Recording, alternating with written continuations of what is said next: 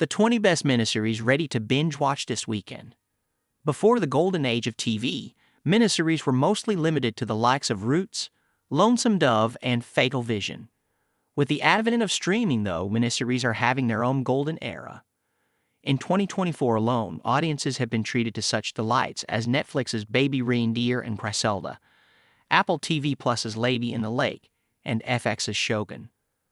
For those of us who can't commit to dozens of 25-episode seasons, miniseries are the perfect balm for our ailing eyes without those pesky cliffhanger endings most of the time. Read on as Entertainment Weekly runs down the 20 best miniseries streaming right now.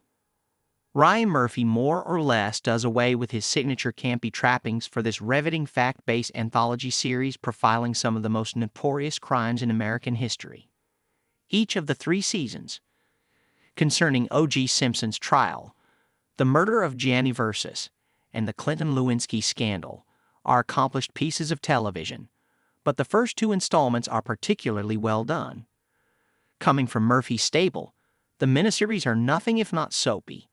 However, American Crime Story takes a much more serious approach to its material, allowing a murderer's row of talent to dramatize the most notorious period in the lives of those chronicled.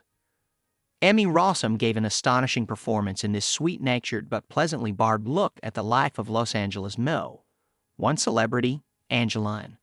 Through a fascinating grassroots campaign, Angeline rose to fame simply on the merits of being famous decades before the Kardashians dreamed of such things. Peacock's live 5-part series is a fictionalized version of Angeline's rise, but it's emotionally truthful in its exploration of pre-internet fame and infamy. Rossum is spectacular here, disappearing into the role in a way she's not been afforded to do before. This recent Netflix hit is as controversial as it is buzzy, but there's no denying a terrific miniseries when you see it. Making splendid use of both the short-form medium and the tragicomedy genre, Richard Gadd's 7-episode semi-autobiographical work follows a struggling comedian, Gadd, who can't shake an increasingly deranged stalker, Jessica Gunning, who inserts herself into all aspects of his life. Baby Reindeer is an excellent example of juggling tone and allegedly true events with dramatizations. That's caused quite a stir, including a lawsuit, but the combination makes for one of the most daring and bingeable miniseries in recent memory. HBO's groundbreaking dramatization of World War II takes an ensemble approach to the mayhem, showing many different facets of the American men who served and their disparate experiences fighting abroad.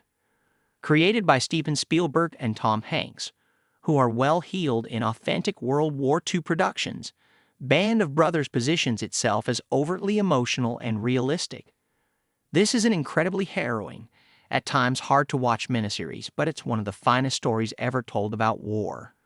The heartbreaking moments feel authentic and well-earned, while the brilliant writing rarely relies on the easy way out.